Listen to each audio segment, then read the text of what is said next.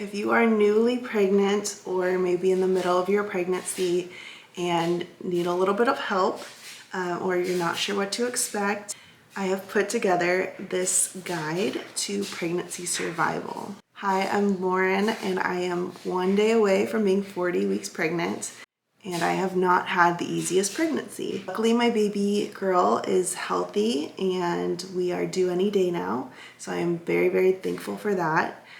But personally, it has not been the smoothest journey, and there's so many things I didn't expect or know would be happening throughout this process. So I'm here to try to help anybody I can to have a smoother journey. So I'm gonna go through pretty much anything I can think of that helped me through this process. Some of these things I started much, much too late, and if I were to, next time when I'm doing this, I will know exactly what to do when these problems arise. I'm just gonna go through the list of things that saved me or could have saved me. So hopefully you're early in on this and you can avoid some of the pitfalls that I had. I'm gonna start with the absolute most impactful thing for me. I was terribly sick through the first trimester and I was just not expecting that. And so I didn't know what to do. For me, that presented as if my stomach was empty whatsoever, I would feel extremely nauseous. So I was eating constantly because I didn't know what else to do. I would just eat whatever was close, eat prepackaged things, frozen things, whatever there was, because I was either resting or feeling sick or eating. So it just was not a good combo. I gained a ton of weight. I've gained much more weight than is recommended for pregnancy. I think I went to the doctor finally around 10 weeks maybe. When I went to the doctor, I told them that I was feeling very sick, and they gave me a list of things that I could do. I wanted to lean more towards I wanted something natural, but there's nothing natural that I could find that was gonna do the job. So I am on a combination of Unisom, which is actually a sleeping pill, over-the-counter sleeping pill, and then B6. What was recommended to me was 25 milligrams of B6, and the recommendation for Unisom is 1 pill, I believe, 3 times a day, but I work and that was just not possible for me to be sleeping all day. So I did some trial and error for myself and found that just taking half a pill of this at night with 1 B6 does it. That is all I need, and I am not sick. Now, I have tried throughout my pregnancy a few times to stop doing that, and I thought maybe past the first trimester would be fine. Every time I have not taken this, I have gotten sick in the morning. So this has just been my tried and true since that first period of being so sick. And I am so grateful for these 2 products. I was very scared to start taking them, especially the sleeping pill, because I just usually steer away from things that aren't completely natural. And I gotta say, my baby's healthy, nothing went wrong. So I'm not a doctor, so please go talk to your doctor and see if this is something that would be a good solution for you. But I wish I would have known about that combination much, much sooner, so I could avoid that whole period of time of being sick every day and just turning to food to try to alleviate the sickness. I think I wouldn't have gained so much weight. Hopefully you don't have the sickness, but if you do, that would be my my go-to to ask your doctor about that combo. Hopefully you can avoid that altogether. Next thing I would say is to get on a really good prenatal. I think everybody knows that, but this is the one I ended up going with, was the Parallel. They do trimester specific packs, so it makes it really easy. They update your subscription, you put in your due date, and they know which pack to send you next. So you just get a monthly supply of these. This makes it really easy, and then it's very specific to your baby's growth and what you're going through at that time. So I really love these supplements. The only downside I would say is because it's not the same every trimester, you will have overlap, unless somehow you hit it where you're like got your first one exactly at the start of each trimester. But for me, I've had quite a bit of leftover between each trimester. So that would be the one downside. I'm just waiting for somebody I know to get pregnant to give them my excess. So next, you are going to, at some point, probably, get very, very thirsty. It's usually pretty early on, so I will highly recommend getting a really good water bottle. I have a 40-ounce water bottle that I just am constantly filling up and drinking out of, so have your good water on hand. I always do filtered water, so I like having that. This one is Simply Modern. On that same note is to get electrolytes. So I love instant hydration. It took me a couple flavors to find the one that I actually liked. This one, raspberry, is the only one I've really enjoyed. And so I recommend doing this. You will, at some point, probably get cramps as far as like in your legs and your body. Your body's gonna ache a bit. Muscle tightness. I was getting these crazy Charlie horses in my feet and my calves. And if I at least have one of these a day, those go away. So highly recommend getting some kind of electrolyte packs in your routine. The other thing I recommend for muscle stiffness and soreness is magnesium. And I take magnesium in 3 different ways actually. Every night I do magnesium citrate, and I take 500 milligrams. This is like a huge bag of powdered magnesium, and I just put 1 scoop of that in water, and I take that every night with my Unisoma, my V6. And then I've also, just in the last month, really needed a topical spray as well. So I get this on Amazon. It's 3M Naturals Magnesium Oil Spray. And I will have my husband spray this on my back. I'll spray it on my feet, on my legs, pretty much all over. And that really helps alleviate those like crampy feelings.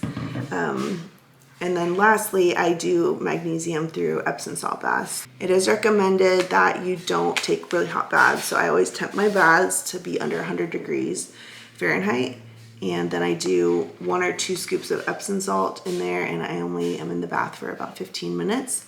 But it is so nice. I am such a bath girl, and that is something I have hugely missed during pregnancy, is taking my long, like super steaming hot baths. But even just being able to get in the bathtub with mildly warm water, it doesn't feel warm. It does not feel as nice, but that alleviates a lot of stress for me and relaxes my body, and highly recommend. Next on my list is some kind of topical serum for your belly as it grows to avoid stretch marks and itching and any discomfort there. So I went with 8 Sheep Organics. I did the True Belly Serum and the Overnight Nourishing Balm. I only started this, I believe, in my 3rd trimester. I was doing before just normal lotion, but I wanted to make sure I was really covered once my belly really started stretching out. And these have been great. Anytime I forget to do this, I start getting a little itchy on my belly, and so those have been very nice to calm that skin as it grows. I know I talked earlier about gaining quite a bit of weight throughout this process, and some other recommendations I have for avoiding that are, 1, getting a walking pad is my highest recommendation. Walking pads make it so easy to be able to still get some steps in while not leaving the comfort of your home, especially if you're not feeling great, if you're tired or you're feeling sick in any way. If you still want to be able to get some activity in without having to go anywhere, a walking pad is going to save your life. And it's also going to really help your mood. I finally just bought one about a month ago, and it has changed my life already. I have been trying to do 2 miles a day on that, and I do that very, very slowly. But even just that small movement has really helped me not to continue to gain weight, and also just really helped me feel more energized and in a better mood. And it's also good for getting baby lower in the pelvis. So there are so many benefits to getting steps in. So if you feel like you don't need to and you can just walk outside, that's great. I live in a very hot climate, so it is so nice to have that option to be at home in air conditioning in the comfort of my home and to still be able to get my steps in. Along with walking, I would try to do some kind of birthing like prep program, fitness program specifically. something that's really easy to follow along with that you don't have to think so much about. I did not do this, but it is something I will incorporate next time. Just because it makes it easy, you will have more flexibility and mobility. So I think that would be a great thing to add to your list. I would also get some kind of birth ball or workout ball. I'm currently sitting on one now. This just gives you a lot of options to do some like hip rolls and different kind of exercises. It puts you in a better like sitting position. It's much more comfortable than a chair right now. So I would definitely pick one of those up. The next category is clothing, and I'm not gonna go too in depth here, but I would just recommend getting some kind of like pregnancy uniform. That makes it really easy for you to get dressed every day. Having your body change so much so quickly is very jarring. And at one point you're gonna look in your closet and you will not fit into anything. And I would just try to prepare yourself for that. I live in Florida, it's very warm. So my pregnancy uniform really is biker shorts and some kind of oversized or flowy top. I like these like button down large tops, and the 3-pack of pregnancy biker shorts from Amazon has saved my life. So just find whatever works for you in your climate and don't go overboard. This isn't forever, so don't get a couple key pieces that are going to keep you happy for a few months. But you don't need to like get a whole new wardrobe of pregnancy clothes. Something that's going to make you feel comfortable first of all, and then feel like a little bit like yourself. So just grab a few key pieces that are going to work for you in your climate that you can easily throw on every day and you're going to feel really comfortable and good in. Now at some point, if you're like me, you're probably going to get very, very interested in the labor process, especially as you get closer, and then you might start to panic about labor and what that entails and how that will feel and your plan for that. My biggest recommendation as somebody who wants to give birth naturally is the Husband Coached Childbirth book by Robert A. Bradley. This book has so much information in it. It walks you through the whole process of labor and giving birth and prepping and the stages, and it is just an invaluable resource. So I highly recommend picking this up. If your husband wants to read this, that is amazing, even better. But I still recommend getting this, even if it's just going to be you reading it. This made me feel so much more prepared and ready to give birth. I just want to wrap up by saying, I know so many people feel like pregnancy is such a positive and exciting time, and it totally is. And for some people, there's also a lot of anxiety that comes around it. If you were like me, I just fear for my baby's health all the time.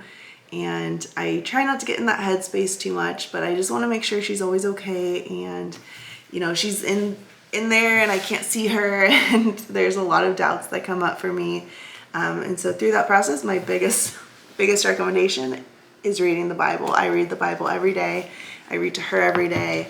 And there are just so many encouraging verses in here that have helped me ground and stay positive throughout the experience of pregnancy and having faith that everything will be all right. Along with reading the Bible, I also got a Christian hypnobirthing app that my friend recommended to me that she used in labor and preparing for labor.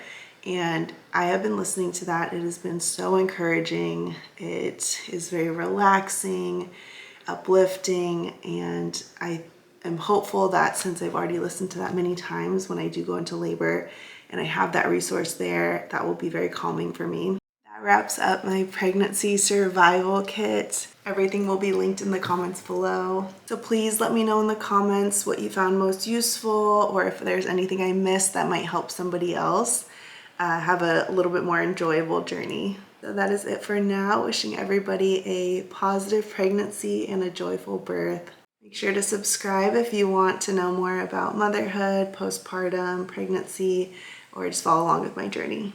Thanks.